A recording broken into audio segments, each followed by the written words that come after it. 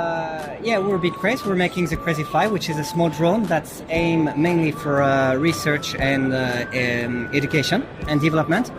It's a small open source platform, and it's used a lot for research.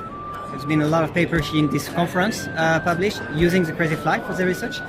And in this demo, we show that we have a positioning system based on the Lighthouse positioning system. It's a VR positioning system originally. And this allows us to position the Crazyflies, and they can fly autonomously.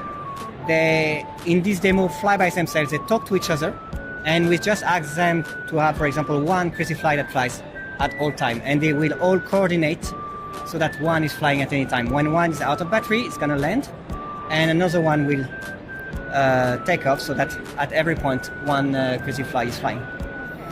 And we designed that mainly as a demo to show that with that platform you can fly swarms of Crazyflie in a very small environment, which is very useful for researcher, because then researcher will be able in their office to fly small swarms of quadcopters and being able to work on them. So, but as you see, this is the main advantage. I can come in and fix it, and this is not dangerous, and it's very easy to work with.